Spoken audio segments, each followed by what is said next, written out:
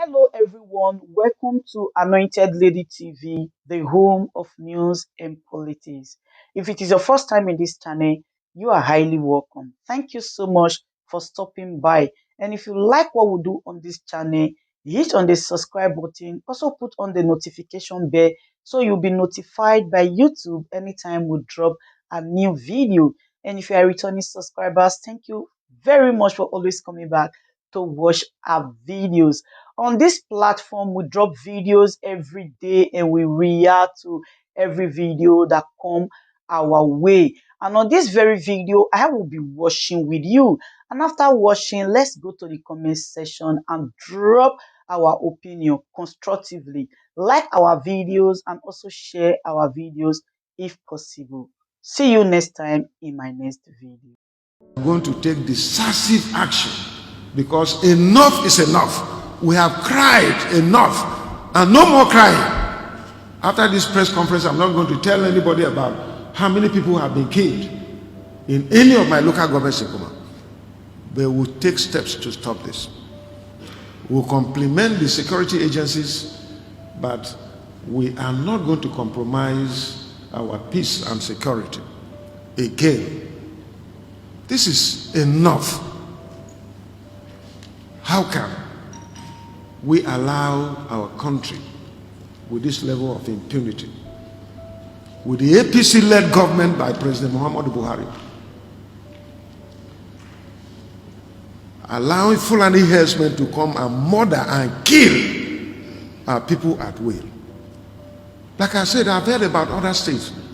What they do sometimes is do more than what is happening in Benue State, but that is not my state, so I talk about my state. It is not allowed.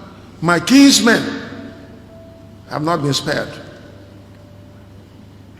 The people that I govern in the 18 local governments in Benue State, every day is about the murderous activities of the terrorist Fulani herdsmen who come and do this and go at will. And with the active support and connivance of the federal government, telling them to kill. I have alerted this country long time ago. In 2016, I said it, and I brought publications that the Fulani nationalities came together and said that they will kill, they will rape, they will maim, they will destroy, they will send people away from their ancestral home and take over the land and make Nigeria their country. And this is what they are prosecuting. And people say that no, nothing will happen. But it is already happening. The renewed attack by suspected herders in some communities of the state, and most recently the chief security officer's village claiming lives, seems to have hit him far below the belt. The federal government have completely failed. And I want to call on our President Muhammadu Buhari, to accept the fact that he has failed this country. And I want to advise him to honorably resign as President of Nigeria. Yes. He can resign and hand over to his deputy, his vice, to handle the affairs of this country. Otherwise, this country is going down. No wonder in 2014, I saw a video clip where the president promised Nigerians that he was going to take Nigeria from his APC government from top to bottom. 3 times he said it, top to bottom, APC, top to bottom, APC, top to bottom. And today, we're already at the bottom. The only thing that is left, if nothing is done, if the president does not rise up to take up the responsibility of taking this country from bottom to top, we are going to go underneath. Because if we came from top to bottom, then it means the next thing, if we continue to descend in that manner, we are going to go underneath. And I don't know how many of you going underneath it is our burial now. We are all going to die. So those of you who are keeping quiet, well, me, I have said my own. And if people will take it, fine. If they don't take it, fine and good. They can insult me. They can send EACC to come after me. Even the things that we do right, they will say we have not done right. But me, I have faith in the judiciary. If you come here, EFCC, I'm warning you, if you come here and you do the things that are not right, I will take you to court again. And by the grace of God, I will defeat you in the manner that I did before. Because I stand for truth, equity, fairness, and justice. That is all. Because this country belongs to all of us. It is not about a Fulani president or President Muhammadu Buhari. We have had Fulani president before who are judged to be the best. President Shagari was a Fulani man from the Caliphate. Was a good president. He did well. He was able to reach out to people. He was able to patronize people. He was able to provide security for lives and property. Yaradua came as president, a Fulani man from Katsina, and he did well. Look at what he did. Till tomorrow, nobody has provided a solution to the Niger Delta crisis more than President Yaradua. He was a Fulani man. It's about incompetence. It's about non-performance. It's about barefootedness. It's about lame duck. It's about somebody without a vision and direction to lead our country. So I call on President Muhammadu Buhari to resign. If he wants APC to continue, let him hand over to his vice to take us from there. We know the time he transmitted power the other day. Within a very short time, 2 weeks, the vice president was able to turn around several things in this country. And we saw the benefits, we saw the value addition. And so let him do it.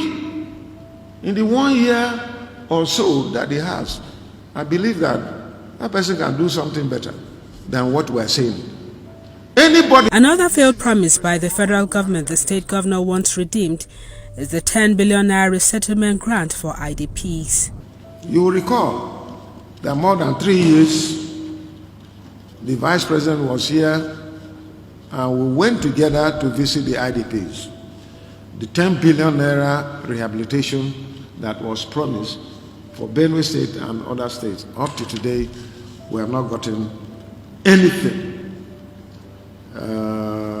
The rate of growing out of school children is a dangerous trend for all of us, those of us who are sitting here and for the larger community.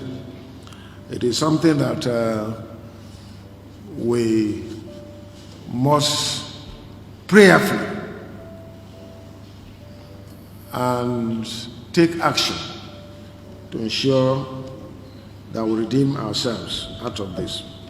Meanwhile, you can see the support that the same federal government,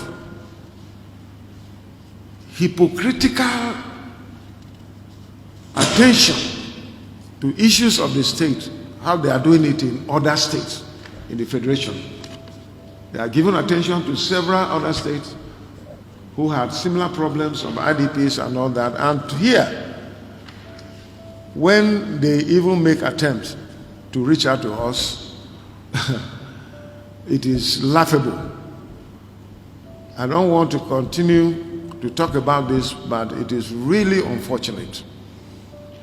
Our government will talk about providing less than a trailer of food and non-food materials to IDPs to the magnitude of over 1.5 million people. So, and deliberately, at their level, they have ensured that donor agencies attend to other states other than Benue State, that they do not come here so that we can die in our suffering. But one thing I want them to know is that for every human being born on earth is a child of God. Whether you're a Christian or Muslim, whether you're a nobody, but you're a child of God, and God takes care of you. And our people say that the cow without a tail, it is God that chases away the flies. And God will definitely chase away the flies of Benue people that are making them uncomfortable. I want to assure Nigerians to team up with us and work very hard. The country have gone through pains from 2015 to date under an inept and barefooted government that will not have concern for the plight of the people. Ortom then went political, taking a swipe at his Cross River State counterpart for reportedly being undecided over his defection following the recent Ebonyi State Governor's judgment. Let me mention something that is not even worthy of mention, but because people have expressed concern. And some people, I didn't know that some people are completely ignorant about the laws of this country. And I want to advise all learned people to try to read the Constitution of our country and know what the provisions hold for us as individuals, as state, as a country, so that there are certain things that you don't need to begin to worry yourself and ask. How can somebody say that the case in Ebonyi will affect Samuel Ortom, who decamped to PDP before 2019 election? Before 2015 election, I was in PDP, but I left for APC, and I won the election under the platform of APC. But because of their non-performance and barefootedness and lame duck activities, I decided to come back to PDP. Maybe those people who are making those noise forgot. If they have taken me to court that time, maybe they would have gotten me. But now they cannot get me because I left I left APC to PDP before 2019 election, and I followed due process and conducted the election on the platform of PDP and won the election. My certificate is bearing Samuel Ortom of PDP. I don't need to be a lawyer to understand that nobody can talk about my mandate. The Ebonyi case is a different case altogether from me. The man won the election on the platform of PDP, and his certificate is bearing PDP. And he now went to APC. And that was why the court, in its wisdom, gave that order. Those of you who listened to news 2 days ago, you heard that one of the states in the South, governor was elected on PDP. You heard what he said, that yes, he did not leave PDP, but he decamped to APC. That is not a registered member of APC. It is a shame. Honestly, it is a shame to hear from a governor who took oath of office that I will abide by the provisions of the Constitution of the Federal Republic of Nigeria. I will ensure justice, equity, fairness, and haba. My brother, haba. Do you go to church or do you go to mosques? You come and lie to Nigerians. And those are the things we are saying. How can somebody say that? that you only decamp, but you're not a registered member, you're still a member of PDP. PDP have already made a statement that the man is not a member of PDP.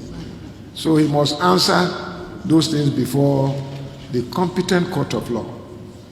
And then thereafter we can forge ahead. He mocked the ruling party over its internal leadership crisis. It is laughable. Recently, when the president was trying to solve the protracted problem of common convention, you will recall that when the PDP gave a date for convention, we went ahead and did our convention. Yeah, we had some challenges, but we went ahead and did it. How many times have the APC postponed their national convention? Even this one, they say they are doing on the 26th. It is still in that. I read somewhere today, and I was told that somebody secured a judgment that the convention should not take place. I want our people in the PDP to warm up. God has given us victory in 2023 on the platter of gold. Because tell me, people who are not able to conduct common convention, how can they make it in nominating candidates that will go to that place? So I was really disappointed. And this is why I'm calling on President Muhammadu Buhari to resign. That the capacity is not there to lead us, to help us and make things work and salvage the pains that Nigerians are going through. I call on him to resign. The country's anti-graft agency and its boss were equally not spared. It's a shame to talk about our president, who should be a president of all political parties we're talking about. Look, and I quote him, look at once powerful and main opposition People's Democratic Party, now enfeebled and adrift, and learn lessons in the disunity, mismanagement, and corruption. We have never seen mismanagement of our common wealth in the manner that the APC from 2015 to date have managed this. Look at corruption.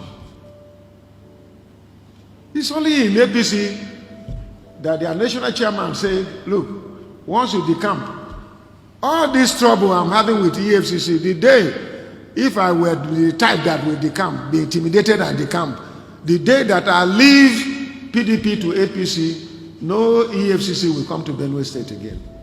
And I want to use this medium to advise my son, who is the EFCC chairman. He has a long way to go. He should not destroy himself. Don't allow politicians to use you. I've never met with him, but I'm advising him through this medium. Do the right thing. Be on the righteous side of God. God will help you. You will not remain there forever. We have heard about famous, was it Ribadu, who was chairman of the FCC. He left. We heard about our own daughter, Mrs. Waziri. She left. We heard about Magu, and I warned Magu before when he was trying to use politics on me. I told him that, look, one day you will not be there. And you, EFCC chairman, I still want to warn you. Do the right thing. If Ortom or Benue State have committed any crime, you can come against us. I'm ready to support you, even if it's about me. But don't witch hunt me based on the instruction you receive from Abuja, from the villa. My God will fight against you. That I can assure you, my God. I may not have anything to do, but God will fight against you. Don't seek to disgrace other people because you have been told to undermine, to malign, to intimidate, blackmail other people. God, this is not right. This government of President Muhammadu Buhari led APC should never talk about corruption. I'm aware of people, and with time, right from the villa to all his ministers, there are corruption cases. It is just that they are being protected by the villa itself. This is not accepted. This country belongs to all of us. We must fight corruption together. We must fight insecurity together. We must fight all the evil that are befalling us together. And I have demonstrated it in my own little way here in Benue State.